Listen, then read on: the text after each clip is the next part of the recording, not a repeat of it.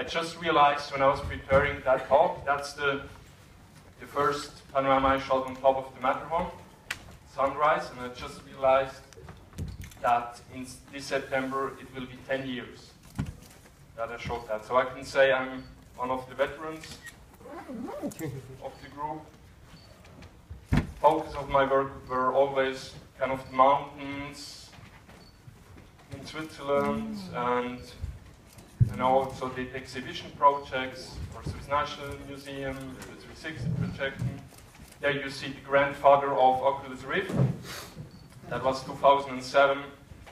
From that to big prints of 360 images to new stuff like Miss Switzerland, to hanging below a helicopter, shooting panoramas, to underwater babies. Some of you saw these images the last years, to the royal wedding, to 360 videos of ski races, and doing big prints.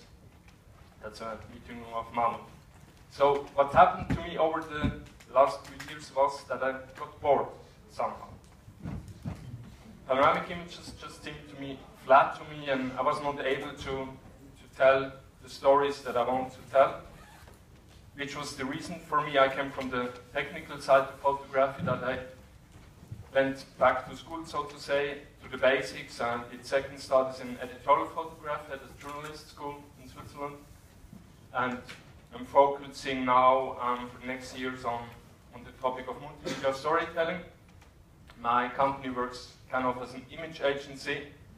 In that field, I work regularly with media clients, different publishing houses in Switzerland and Europe, but also did projects for commercial clients like Swiss Tourism, Mammut Sports Group, and others. So, before we come to Mammut, what's storytelling? And I think it's just something that's really important. And it will be a topic that will be important for you as well in the next years. If you want to have your content stick out of the masses, then it's just not enough to shoot some perfectly exposed sunrise in level. That just won't be enough. It's about telling stories. The media industry got struck by this so-called snowfall feature that the New York Times did. That was almost 3 years ago, which introduced a new way to tell interactive stories in a combination of different media formats, means text, pictures, videos, 3D animations, whatever. And there you see, 360 content is just one part of that. That means every type you see there has his best field, so to say, what you can do with it.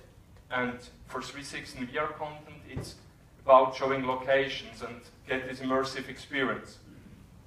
Which also means, again, we as content creators have to find out the perfect usages for what we can use 360 and VR content. If you go back to the classic topics of storytelling, there are always like basic patterns that work in every good story. And you will see the good stories, may it be news, features, commercial projects, they cover always some of those topics, also the good movies.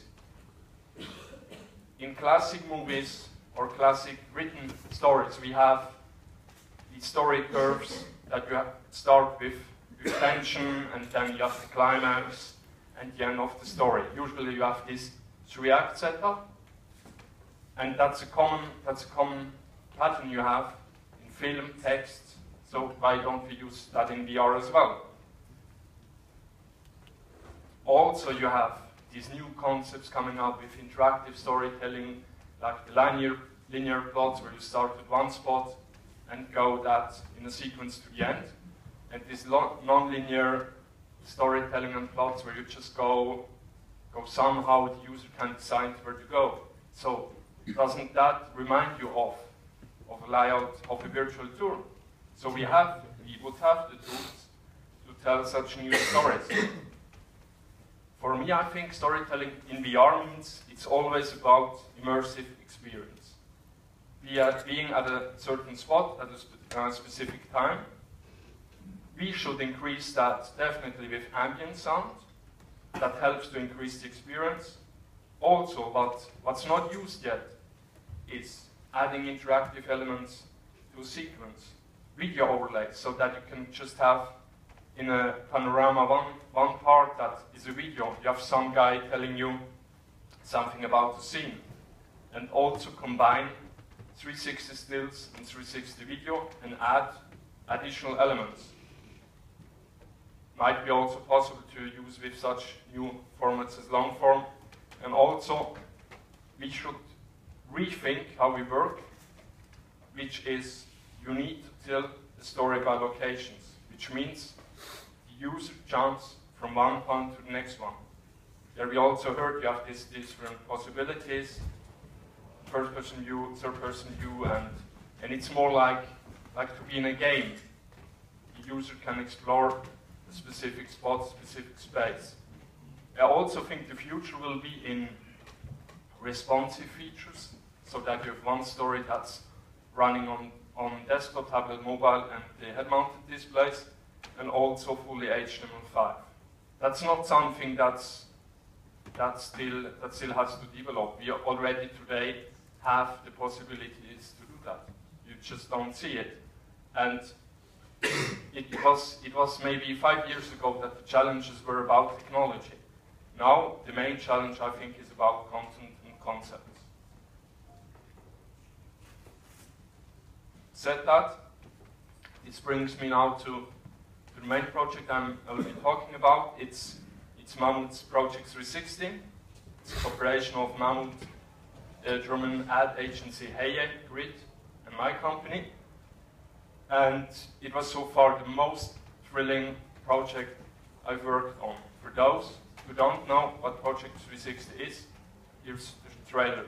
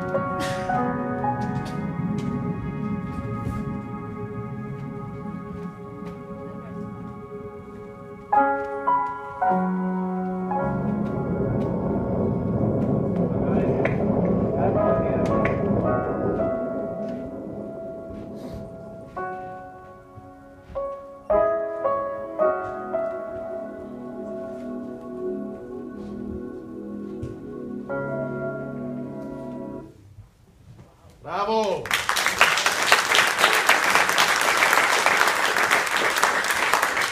That was just a trailer. More is coming. Wait for it. So I've worked for Mammut before. They're a Swiss company. The oldest parts are even going back to 1862, like rope manufacturing and stuff like that. They're working in more than 60 countries with 570 employees. Turnover is around 235 million. Looks like much, but in fact, they're maybe 20 or 25 times smaller than the big companies like North Face, the concept group North Face belongs to. So they have a tradition in innovative marketing campaigns. They usually do big campaigns, like you might have seen that campaign they shot last year for this year's anniversary of the Matterhorn. The lamps you see are headlamps of climbers, actually climbers standing there. And so they called me it was in January last year, to do a project together. Matthias Togwalder has a passion for panoramas. The nice thing about 360-degree panoramas, it's just like freezing a moment or an emotion. For over a decade, he's been capturing the mountains in 360 degrees. Now, he's teaming up with Swiss mountaineering brand Mammut to showcase them like never before. The basic idea of Project 360 was to bring the concept of street view into high altitude mountain. So street view in the mountains, I would say, Project 360 starts there where street view ends, which is really the difficult mountain climbs. And they had the crazy idea to record the ascent of the Eiger North face in 360 degrees. Not just the summit or certain spots, but the whole route. About the Eiger North face, that's one of the most difficult climbs that exist. It has a total height around of 1600 meters. Usually climbers have 2 or 3 days to climb it. Already very professional climbers. One of the guys you saw before, Danny Armand, is the guy with the speed record in 2.5 hours. He's one of the pro athletes of Mammut. So they invited me to join a workshop, kind of like a brainstorming how such a route can be shot. And the idea was to discover different rigs and different possibilities. So we had there some video-like camera with a backpack, and you don't have to understand much about climbing.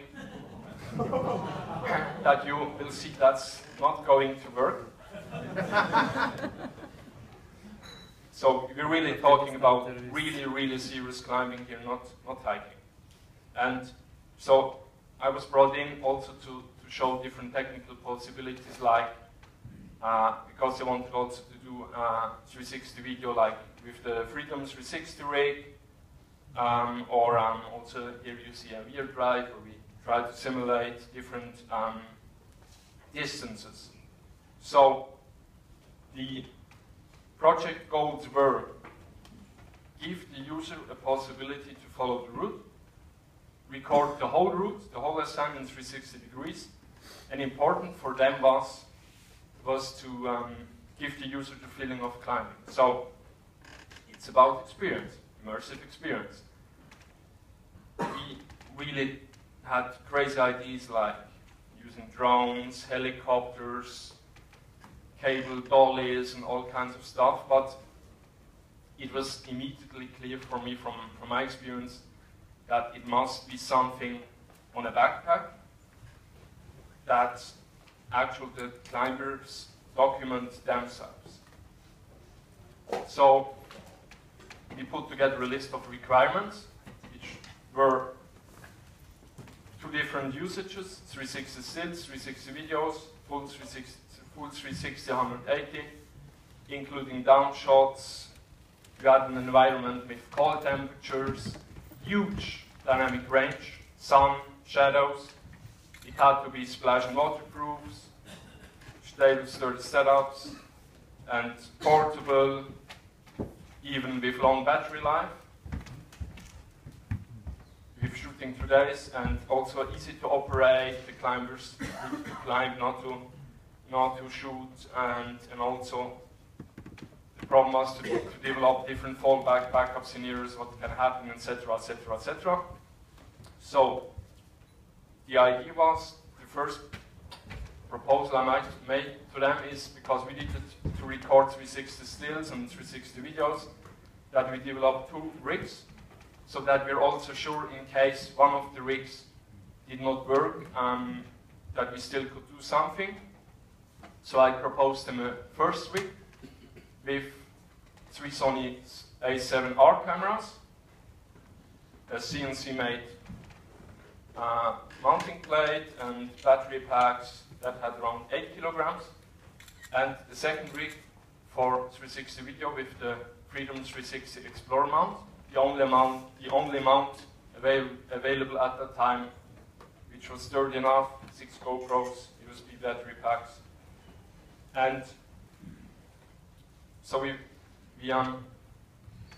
started to work on it together with the guys at Mammut actually designing the backpacks. They came up with that stuff for the poles. That was the first rig with the Sony cameras. And then, again, the one with the GoPros. And as you might imagine, it was a huge project. So really the challenge was to think of everything that can happen. Like the lens can be scratch on, could have a scratch on, you have to change the camera and stuff like that. So it was really more like this. Finding the right hardware was easy, but really to adapt it to the use case we had. The test in the climbing wall was important because the climbers needed to get a feeling for the rig, for the backpack.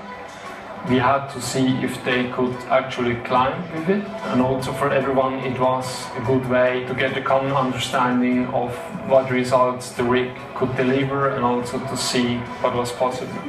I think Matthias, he made a really good job to make it as light as possible and as comfortable as possible to climb.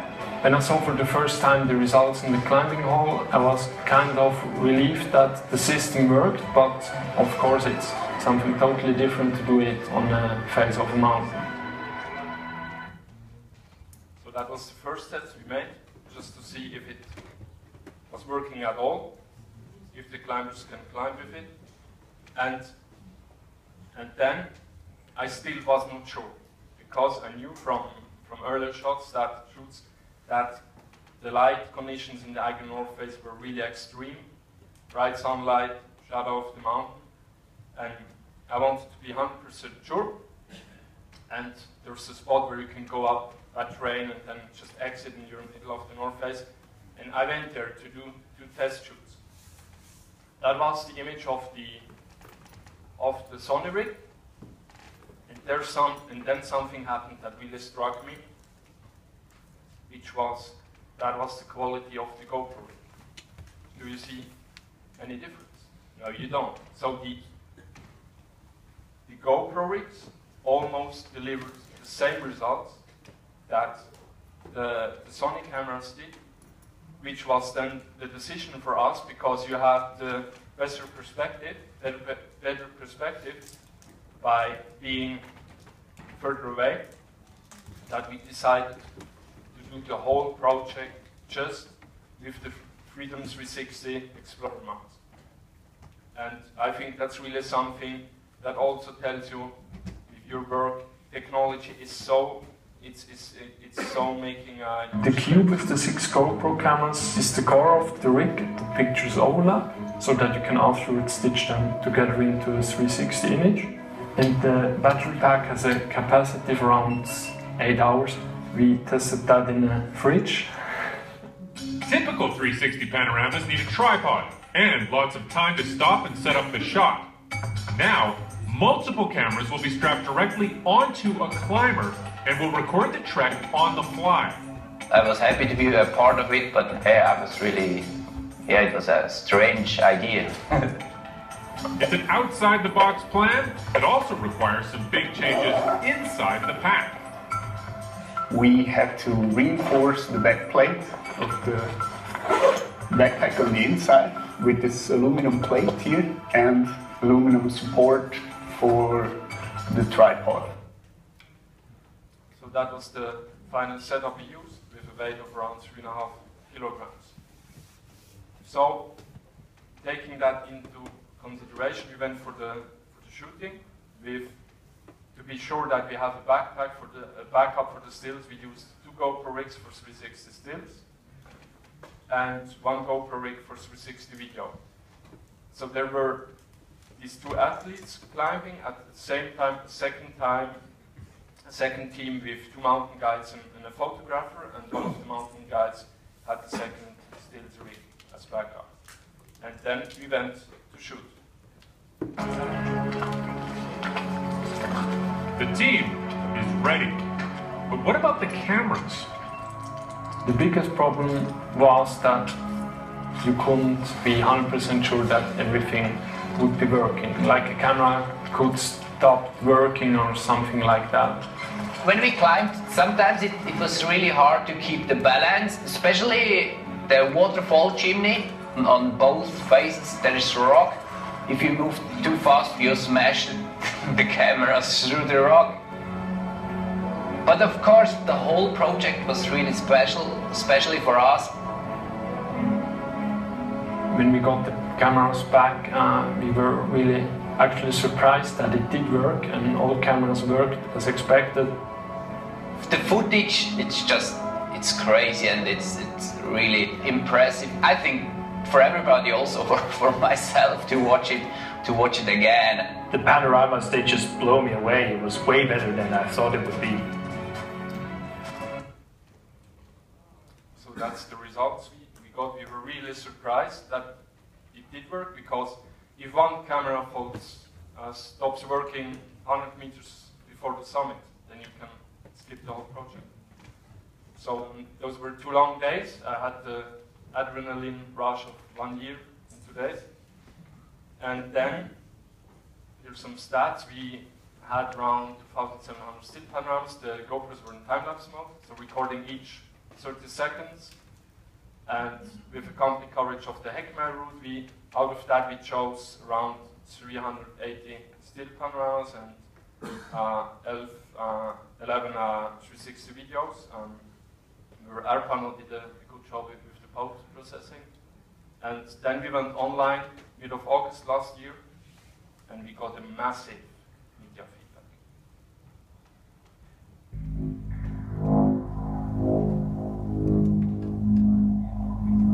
Let's start with some mountain climbing like you've never seen it before. I haven't either. It's a team scaling the Eiger Mountain in Switzerland, more than 13,000 feet high. No. They are recording the trek with special cameras that shoot 360 degrees for those images. That's incredible. I mean, that's just great. It looks like a movie. It records every 30 seconds automatically, so this way they don't have to fuss with pressing play, record. Boy, more than 60 climbers have died trying to get to the top of this mountain. Project360 is a long-term digital communication concept that offers a real benefit for alpine hikers.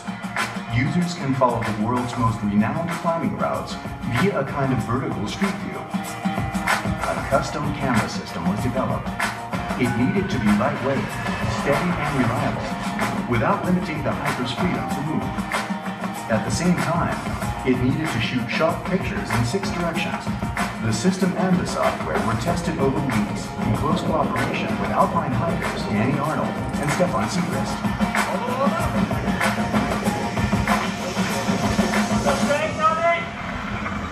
But the platform offers more.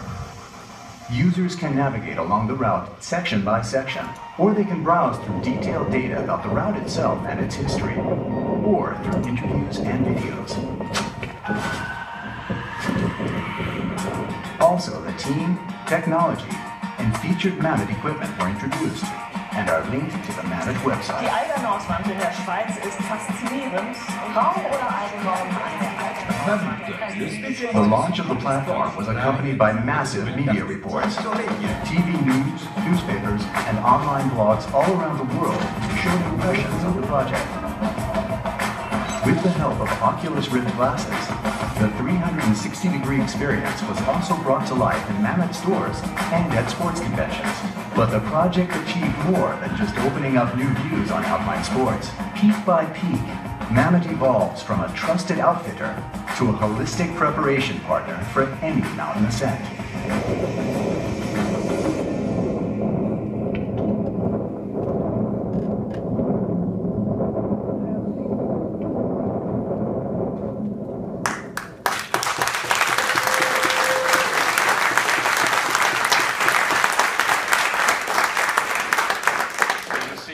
the cool thing really is that Mammut is embracing the whole project, and the 360 images are actually the story that you can climb the route. You've also seen they're using it at trade shows, and we will also have branded cardboards. And that when you're selling a jacket, you get one for free, stuff like that. There are free apps for iOS and Android. And Outlook. I can't disclose that much at the moment, but we have now Eiger and Matterhorn online. More routes are to come. I can say there are 30 mountains routes that we already shot.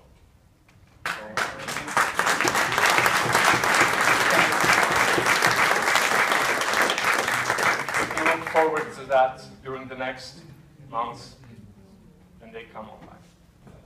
So this brings me now to my second project I want to talk about.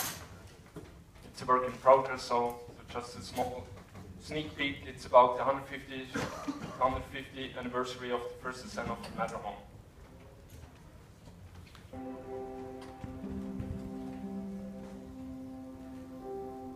(1865) war das Matterhorn die größte Bergtour, die es weltweit gab. Und am Ende, und das ist der Schlüssel, passiert alles an einem Tag. Aufstieg in einer sehr interessanten Zeitschaft und dann die Katastrophe. Für mich ist klar, dass Edward Wimper diese Situation für sich geschönt hat. Nur weil Vater Taugwalder das Seil um einen Felszacken gelegt hatte, war das Ganze überhaupt rettbar. Die Geschichte ist eindeutig klar, dass derjenige, der das Ganze angezettelt hat, sich aus der Verantwortung herausstiehlt, indem er so tut, als ob er alles richtig gemacht hat, aber die Taugwalders hätten das im Großen und Ganzen vermasselt. Dieser Vorwurf ist ein Verbrechen, der an den Taugwalders hängen blieb, vor allem am Vater Taugwalder, und dieses Leben zerstört hat. Einer hat eine schwere Rechnung dafür bezahlt, das ist Peter Taugwalder.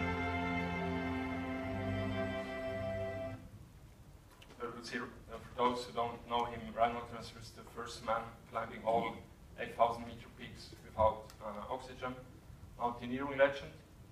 But now you should also know where my passion for mountain comes from. It's in my genes. They were my ancestors, the two mountain guides. And so, in short, the story about the first ascent of the Matterhorn, it's like on July 14, a team of 7 climbers reached the summit of the Matterhorn. It was a race between Switzerland and Italy. And then on the descent, an accident happens.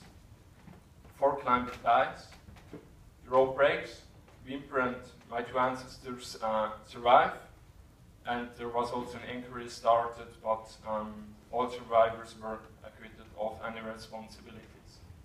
So, but still, I always wondered kind of if everything really happened that way. So I started about 1 year ago my project, my research to find out what really happened.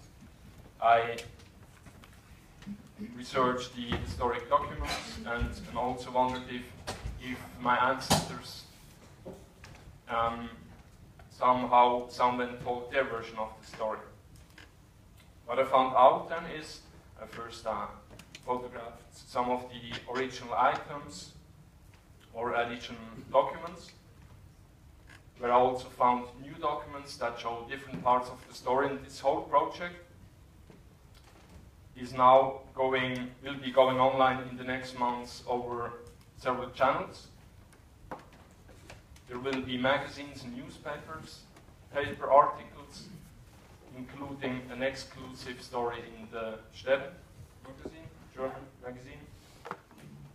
I have online media following my project, do long form stories. There will be an exhibition at a museum, exhibition catalog containing all the documents, but I'm also working on a VR telling story prototype.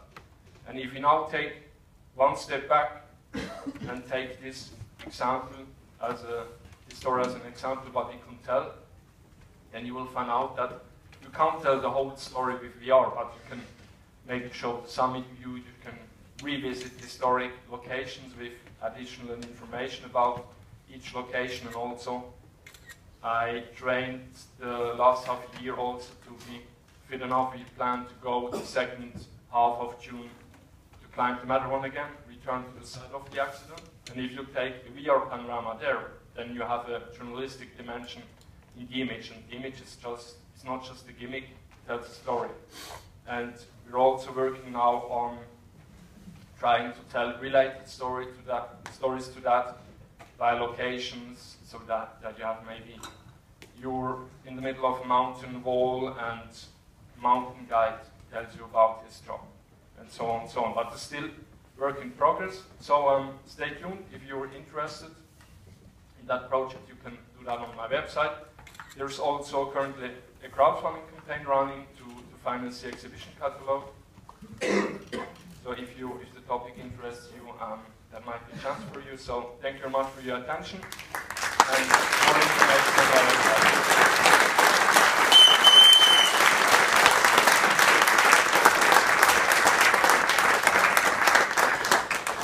So, do you have any question?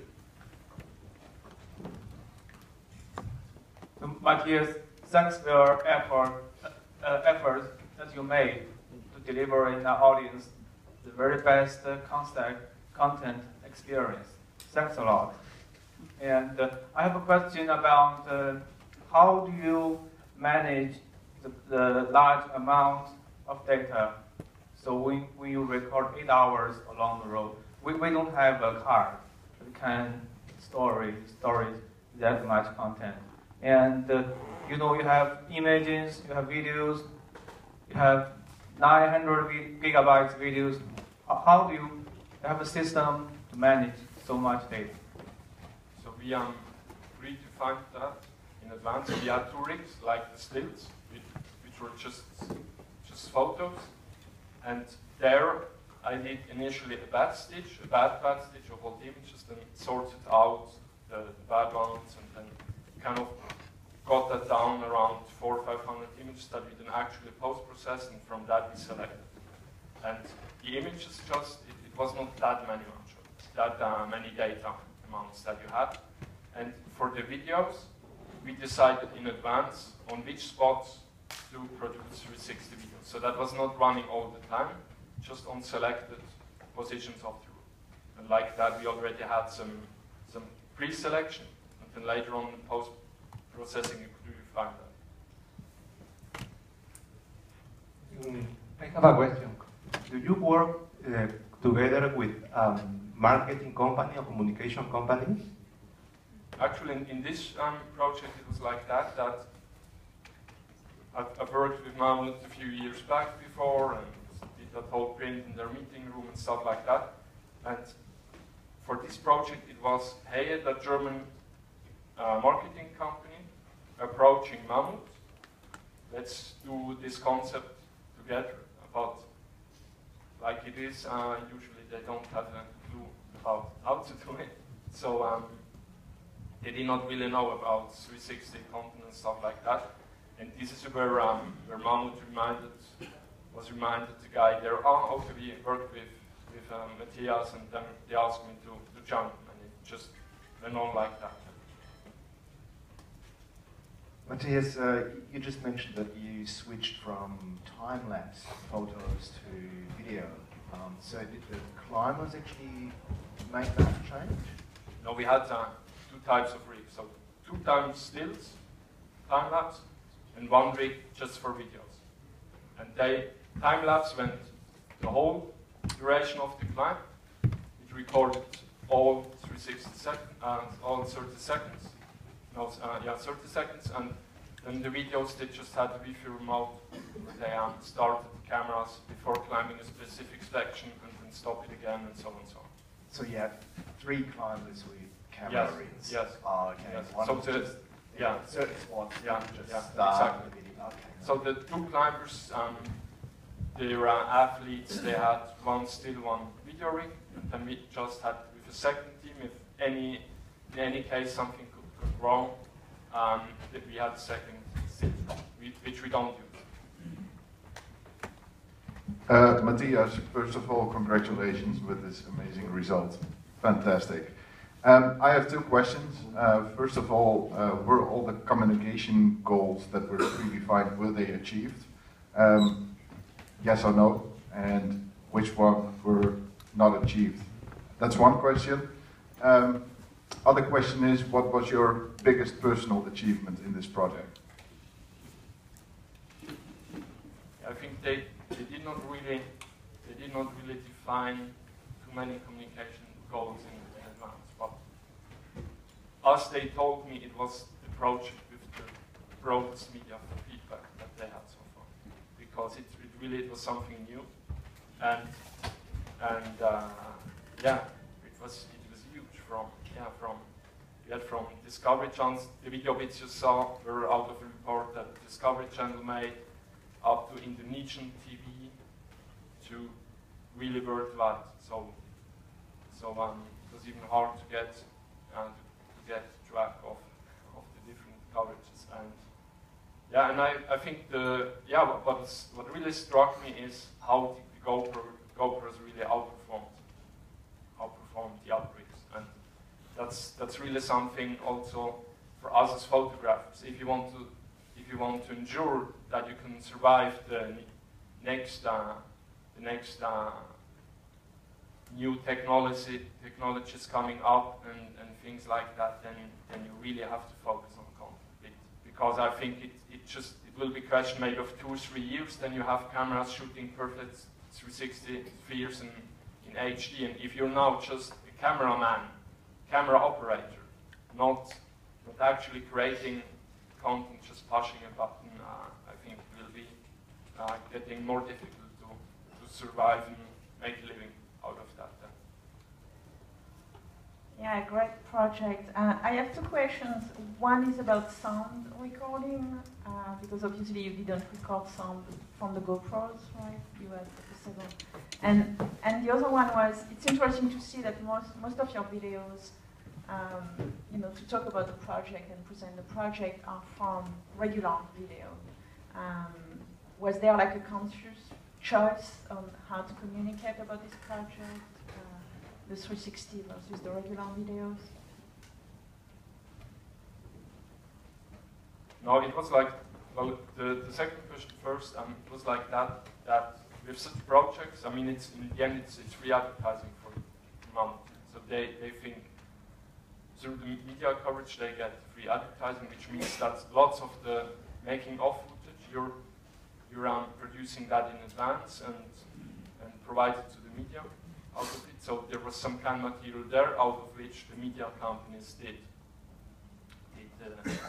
different coverage that they did, and also there were some news features videos that they did later on.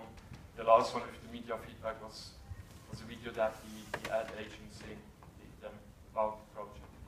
So, but it's I think 360 video in the end it's something that you need to look online. And we did just shoot. There was of course 360 videos that we shot, and there was cameraman climbing with it. He also shot regular video, but it was just a bit out of experience by Mammut for social media and stuff like that they use that. But that's just, I mean, in the end, it's an online experience that you have to see on their website. Fantastic project. Congratulations. I've been working with some agencies, sometimes with real-time 360 video, which they want. And I sometimes realize that the agencies think everything is possible. This is a process with a quite dangerous expedition.